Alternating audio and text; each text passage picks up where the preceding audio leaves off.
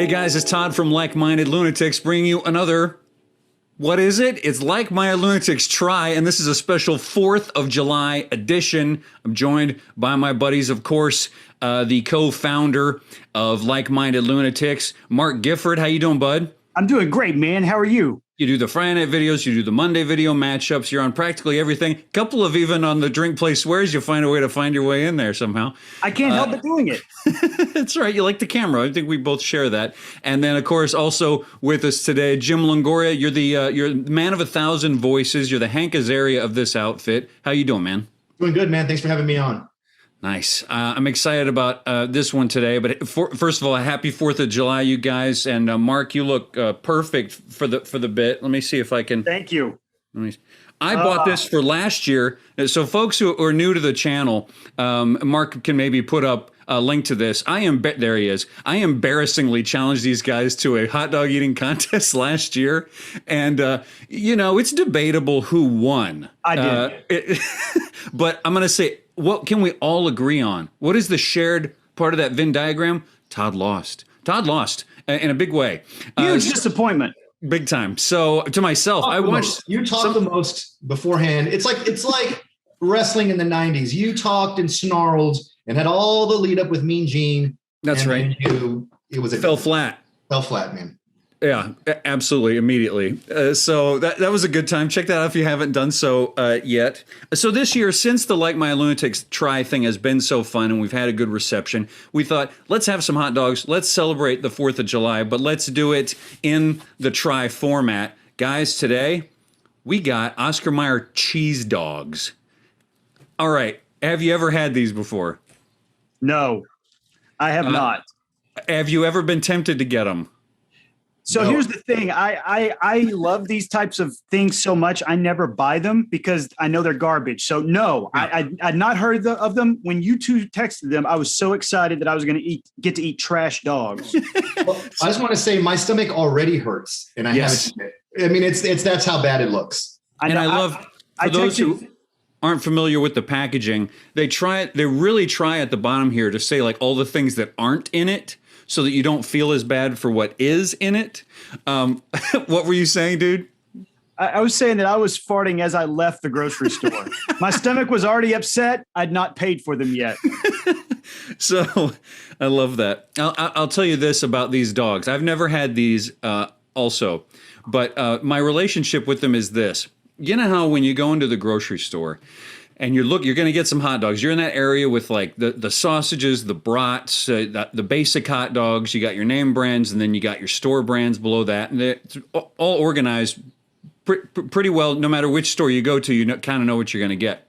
Well, I always eye these. I'm getting the regular dogs, but I'm just glancing real quick to make sure they still exist. It reminds me of being like 12 years old and going to the magazine stand. You're going there for your Mad magazine or your Cracked magazine or your Spider-Man, but you're going to just check real quick to see if Penthouse still exists. Like you're 12. You're definitely not even getting it down and looking at the cover. You're not even thinking about buying it, but you want to make sure it exists for when you're ready. And today is the day that I was ready for some cheese dogs. I love that. So did you peek inside this, with the cover part trying to, I'm not saying I ever did that. So you're not committing to anything necessarily one way or the other. So before we go off and cook, I just thought maybe because this holiday is nostalgic for a lot of people and memories have been made over the years. I don't know. I was curious if either of you guys had 4th of July memories that you wanted to share. Jim, you want to go first? You want me to? Well, I don't really have any 4th of July memories. I mean, apart from when I was a kid, we would go to my uncle's house and pop fireworks, and I lived for fireworks. So I don't know that was actually about 4th of July or just the fact that I got to go blow stuff up.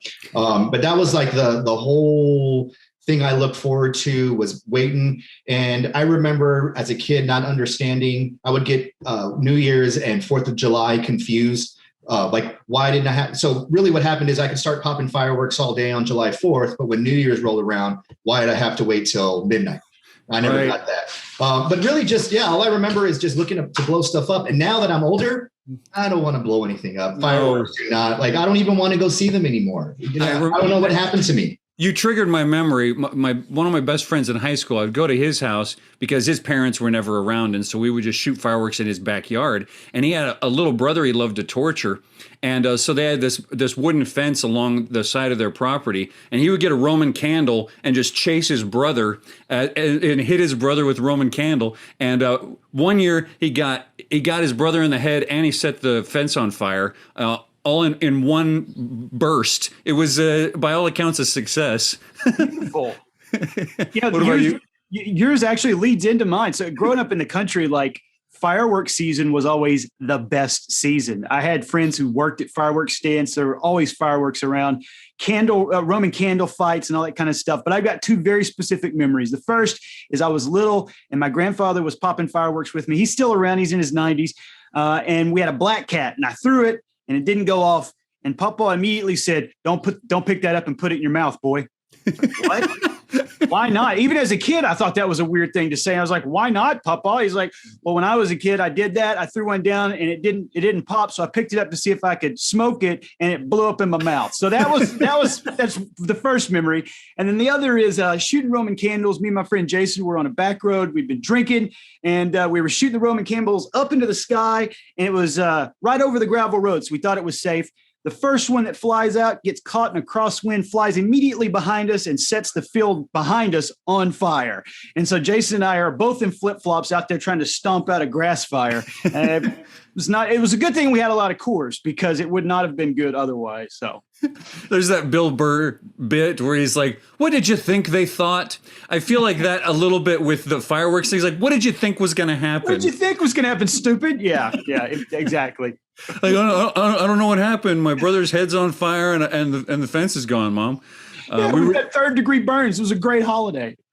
All right. Well, it is a great holiday, so I say we go cook, and plenty more after we cook. We're going to try these. We're going to eat them. I want to talk movies in a little bit because, of course, summertime is a big Hollywood blockbuster time. Movies and TV always good in the summer. So lots left. Let's go eat. Let's go cook. I've already got the grill fired up, dude. I cannot wait to pop these on there. Wait a minute. There's no grill. We're doing it like-minded lunatic style in their microwave, sir. All right. So well done. Yeah. Tell us how we're going to make these, Jim. No. It's very complicated. Place one cheese dog on a paper towel, microwave on high for 15 seconds or until heated through. Caution. Cheese will be hot. Cheese will be hot. I love how angry Mark is. Why did I fire up the grill if we're not doing it in a good way? I think smoke yourself some ribs after this. All right. Now, here's a question for you guys. How many are you making? Are you just having one here today, or should I be making? Two. I'm thinking two. I'm going to go three. Is this going to turn to the let's not talk about it anymore. We'll just do what we do. Okay. Let's go cook. All right, cool. Enjoy this montage, folks.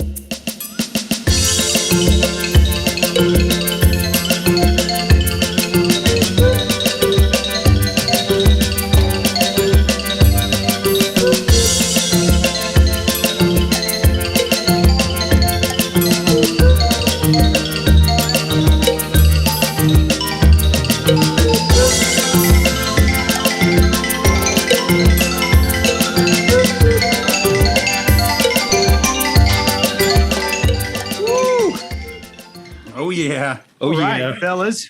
Now, I got to say, this might be cheating, but I added a chip. I added a chip to the situation. I'm going to be honest, I already ate Funyuns. Funyuns. Oh, man. I ate a raw one. I dressed mine up. I did ketchup and mustard. I see you adding. What are you adding there? I'm doing the Whataburger mustard. Hold on, guys. Give me a second. That's good.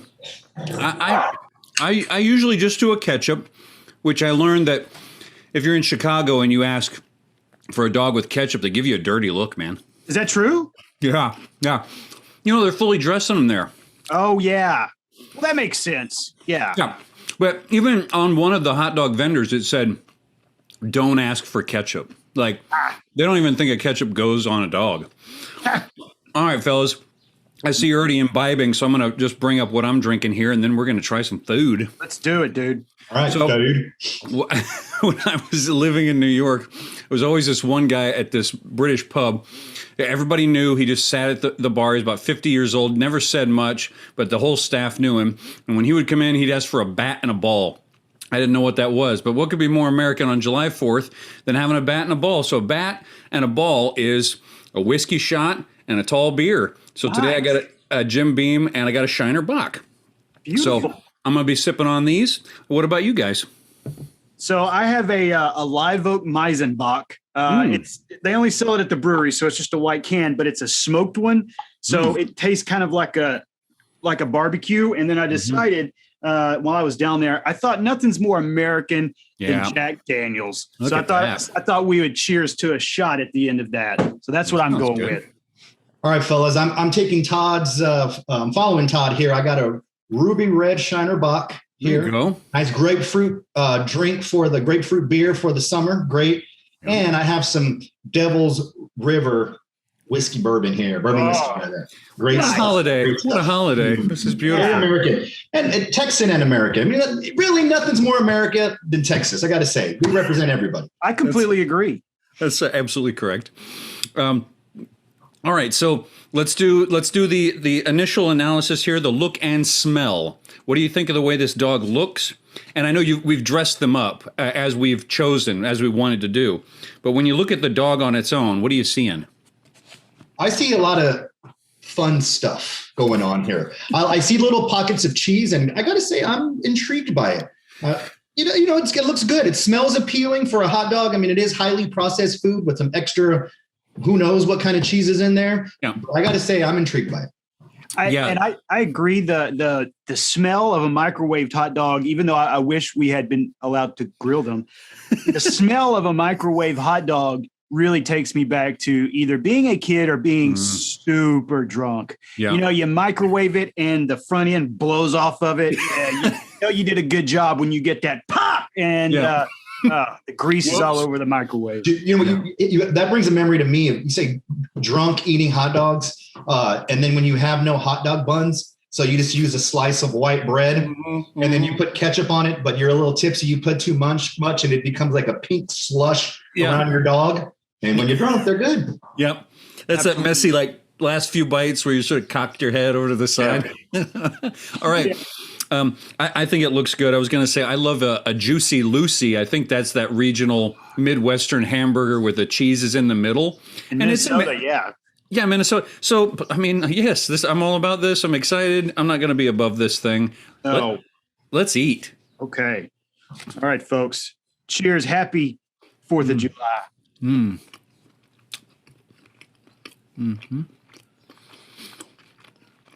I wish I had cheated and got some chips. Yeah.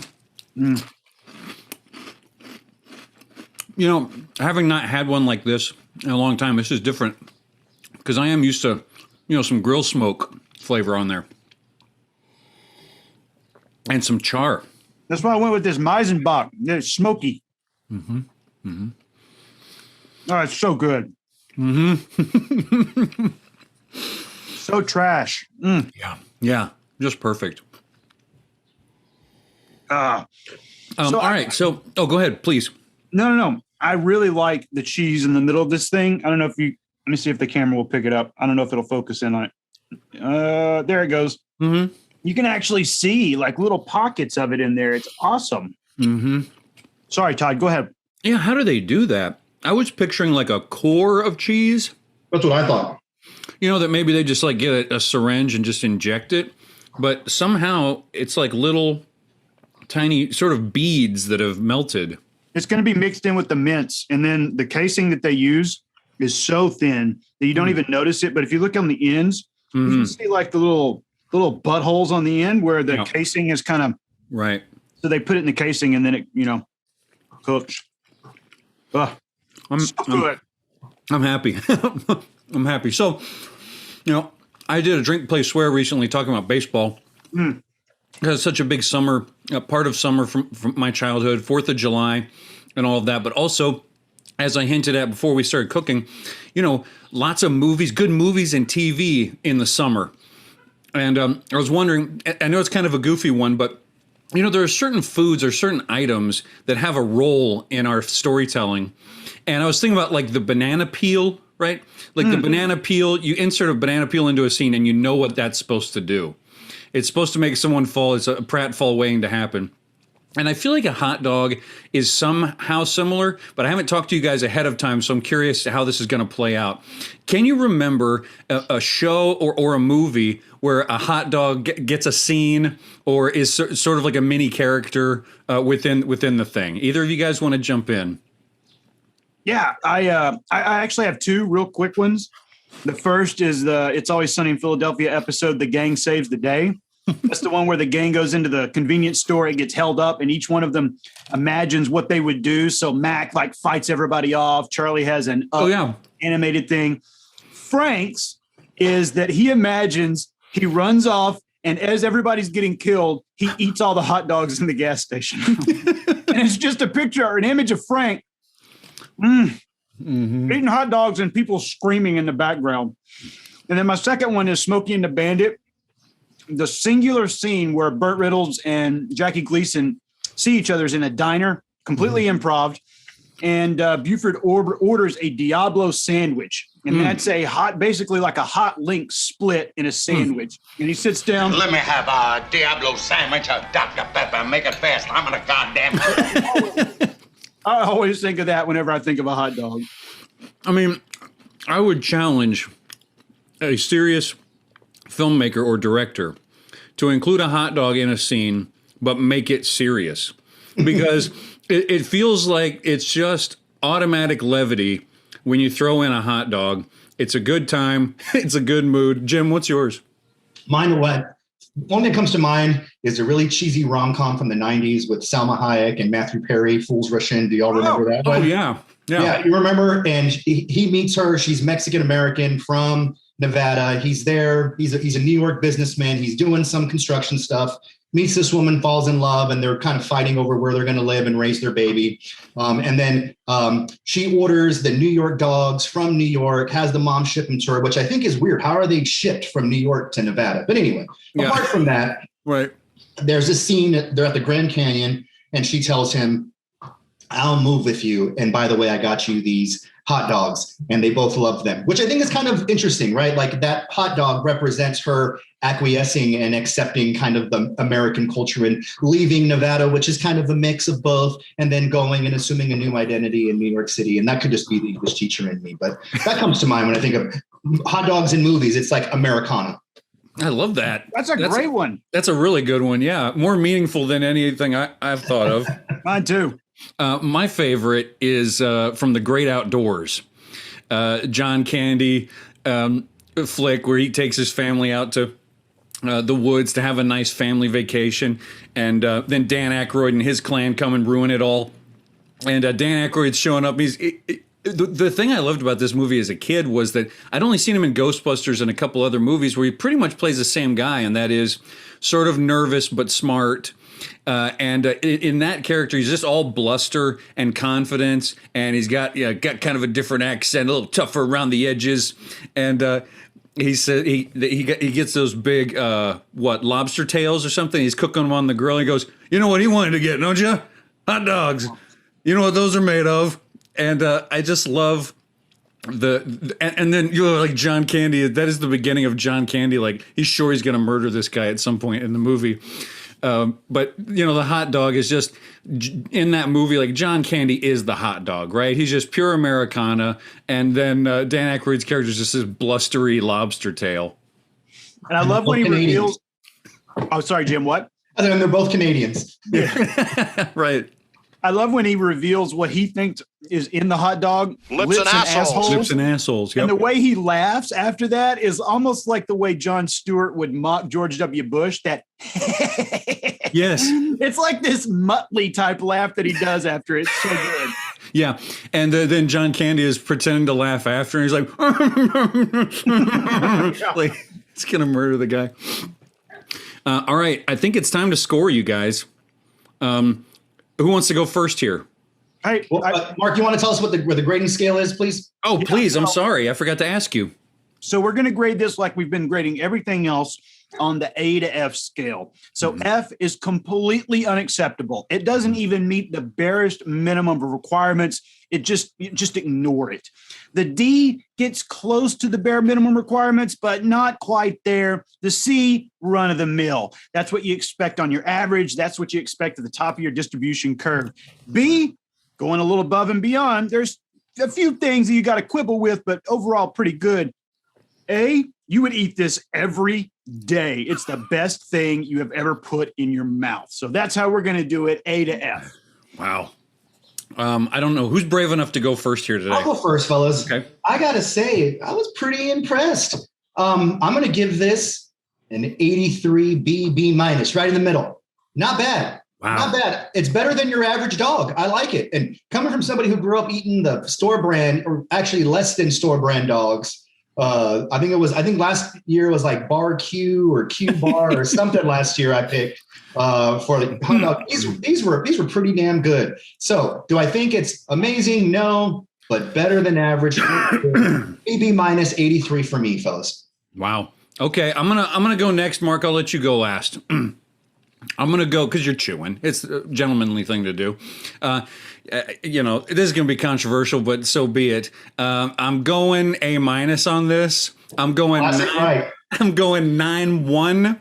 I think that he showed up to the party looking like a regular hot dog, and he's got delicious cheese. It's not just a gimmick. It made it taste better. And especially for this holiday, like if I went over to somebody's house for Thanksgiving and this is what I was served, obviously I would be disappointed. But this is and mine's on a paper plate here. This is exactly what I'm looking for from the 4th of July. Is there something better? Of course. I leave all those numbers up to 100 for that. I'm going A minus. I'm kind of on the same track as you, Todd. I think I'm going to go a solid B plus. Okay. It's very close for me. I think the only thing that holds it back is I wish there had been like a little bit of spice or something in there. Yes. I felt like the cheese was a little too neutral for me, but it's a solid B plus. You're absolutely right. If you showed up at somebody's not barbecue, but grill cookout thing, and you got one of those and you're like, it's just a regular wiener, and you bit it. Oh, there's cheese. There's suddenly cheese in my mouth. It would be fantastic. So I'm going solid B plus. The thing about me, guys, is I live with a vegetarian and a vegan, two different people. So I got to eat all of these. So right. I'm going to put these in my eggs for the next couple of mornings. So I'm actually looking forward to it. I'm going to be eating these eggs and these cheese wieners, probably in a corn tortilla with some hot sauce on them for the next 3 mornings or so. Well, I guess you're welcome then. That's what I'm going to say. You have to do this for like my lunatics. So, by the way, and I don't know if the folks who live with you watch this, but in case they don't, anytime you want to get some meat or something, just say it's for us. Just say it's for one of these.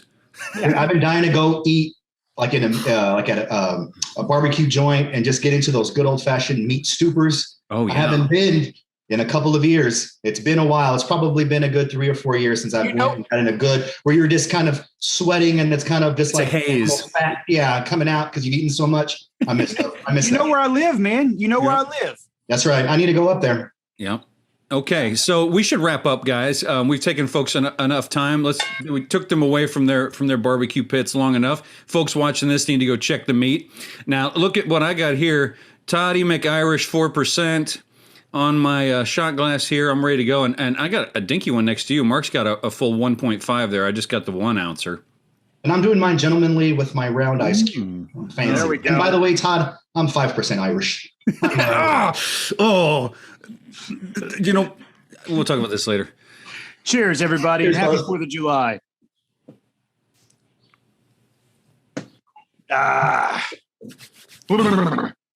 All right. From like-minded lunatics, we want to wish you guys a happy 4th of July. We are Mark, Jim, and Todd. See ya.